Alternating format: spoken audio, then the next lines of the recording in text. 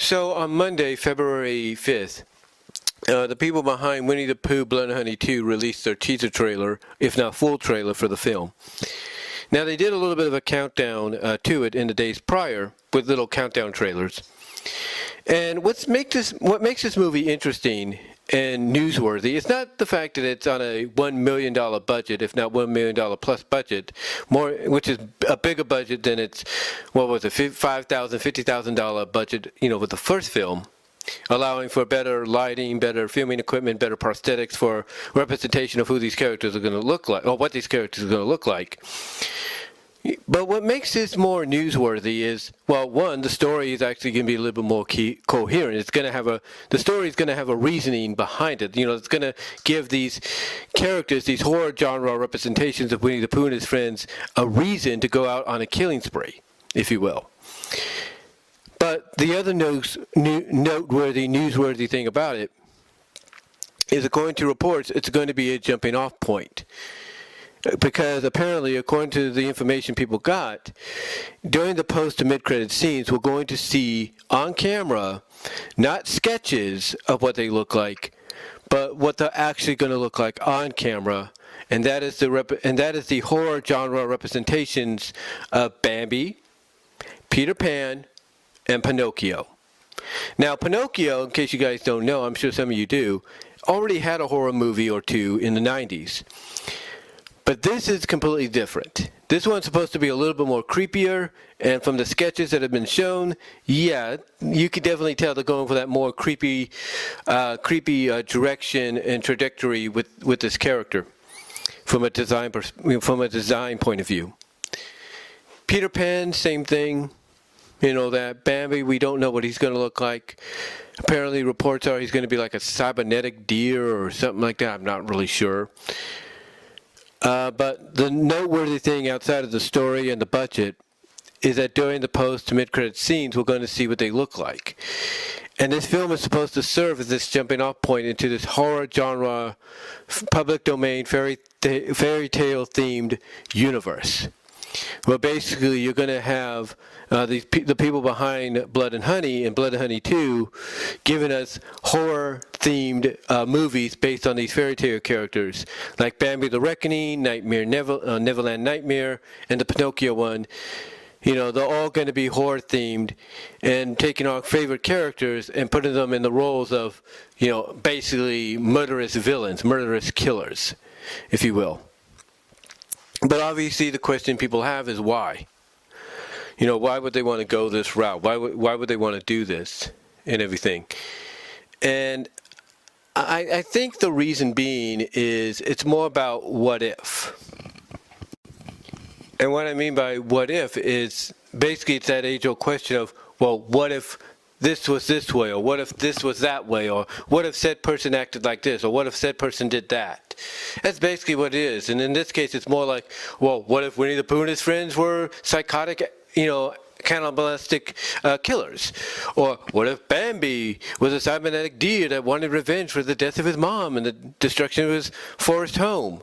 Or what if Peter Pan wasn't about making dreams come true, but it was a murderous flying boy that became a psychopath and wanted to kill people, or had to prevent his shadow from killing people? Or what if Pinocchio was always a disobedient brat, and he turned into a psychotic killer because of that? Or what if Jiminy Cricket was his conscience, and instead of telling him to do the right thing, Jiminy Cricket told him, be a killer, and in response, Pinocchio kills him and then goes on a killing spree? That's what this is about. And when you get down to it, it's about what if, answering that question. It really is. It's like, what if? I mean, you can't tell me that, people are not asking that right now, since they got access to the Steamboat Willie version of Mickey Mouse and Minnie Mouse and Pete, or the Steamboat Willie Plain Crazy Galloping Gaucho version of Mickey, Minnie, and Pete. You can't tell me they're not asking, what if they were like this? What if Mickey was like that? What if Mickey was this? You can't tell me they're not asking that question or wondering it, because that's exactly what they're trying to answer with a lot of these horror-themed films and games. I mean, we just had a new trailer, animated-wise, done by Unreal Engine, that's horror-themed with Mickey Mouse in it, or a Steamboat Willie version in there. So It's all about what if. It's about what if this was this way, or what if this was that way, and, so on and so forth. I mean, you see a lot of people when they do ROM hacks or mods and everything for games, to them, it's more about, well, what if? Like you see one of the more common ROM hacks out there is Super Mario Brothers.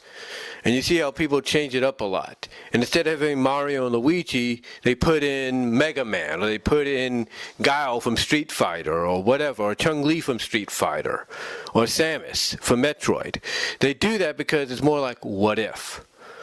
Like, you see the Super Mario Brother version of Sonic called Samari, if you will, Samari, and it's basically Mario and Sonic the Hedgehog. It's like, it's like basically what people are doing there is, they're doing that for fun, but they're also asking the question, well, what if Mario was in Sonic instead of Sonic? That's basically what this is. That's basically what this is when it comes to these horror-themed versions of these beloved public domain fairy tales. It's more like, well, what if? What if they were horror-based? What if, they were psychotic killers? What if they were this? What if they were that? That's what this really is at the end of the day. That's what this really is at the end of the day, believe it or not. And I know there's a lot of people that don't like that. They feel like, why? Like, why would you do this? Why would you go this route? Why would you take these beloved characters and say, we're going this route, baby, and there ain't no stopping us? And again, I think the answer to that question is, well, it's more of, well, we're trying to answer the age-old question of what if. That's the answer you'll get. The answer is, from people is, well, we're answering the age-old question. What if they were this way? It's also very experimental, is what it is. They're experimenting, like, how far they could take it.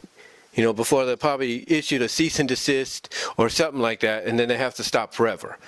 It's basically, those kind of answers that you're going to get. Like, them saying, hey, we're just trying to ask the age-old question of what if, and not just what if, but also how far can they go? How far can they take it? And that's why you're seeing this. That's why you're seeing this with a shadow of a doubt.